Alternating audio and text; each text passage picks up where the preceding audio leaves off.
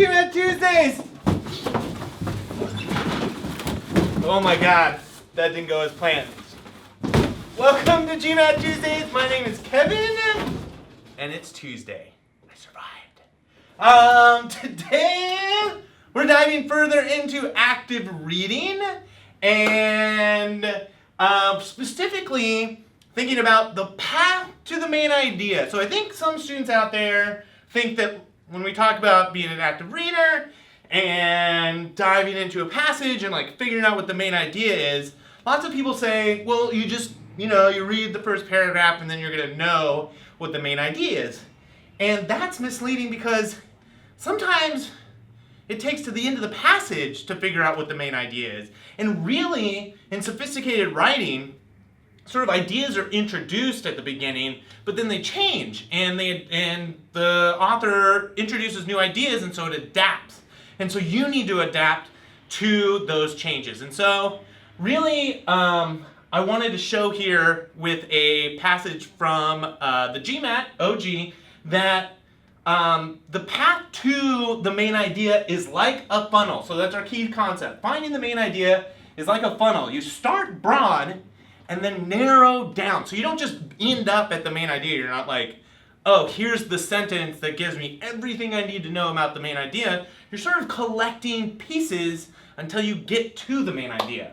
And so this is what I mean. First, start with the really broad, like what is the subject area of the passage? So looking at OG 13, page 400, it's the passage associated with questions 87 to 92.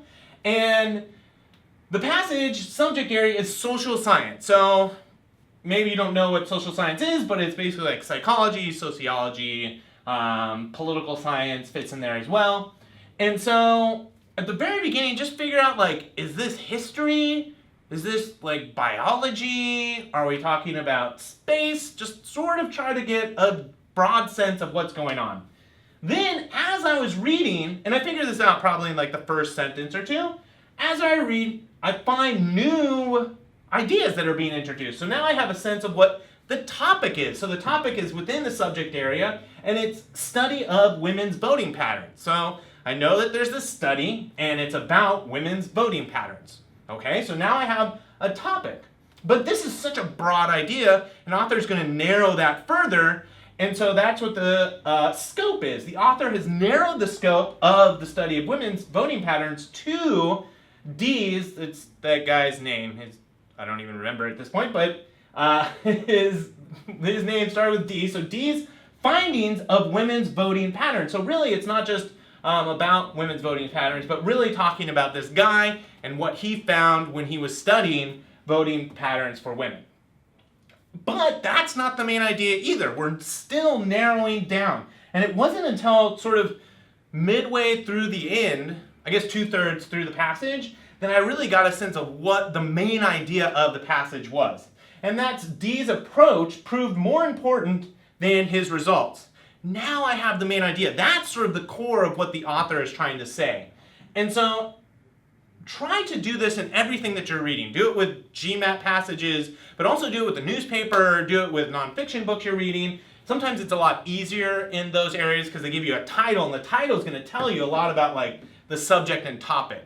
But then you're going to have to figure out the scope and the main idea once you start reading.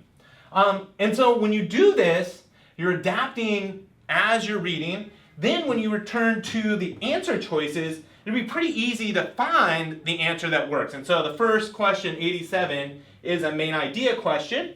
And A says like evaluate research, B, summarize history, C, report new research, reinterpret old research, or reconcile conflict. And so if I think about my main idea, D's approach proved more important than his results. So the author is commenting on D and his study. And so it's really evaluating this research. The author is looking at this research and talking about what was important. He didn't summarize the history. There is no new research being reported, so we can eliminate that. Reinterpreted old research. They're not reinterpreting anything. They're just analyzing D's research. And then there's no conflict being reconciled, and so we can eliminate that as well. All right, so I hope you have a better sense of how you can get to the main idea. It's not something that you just like read a sentence and then you know. It's something that develops over time as you are reading a passage. All right, if you have any questions about active reading, please leave comments down below. I'll be happy to answer them. And if you have any requests for active reading videos, please let us know as well. Be happy to record them. So be excellent to the universe, and I'll see you next Tuesday.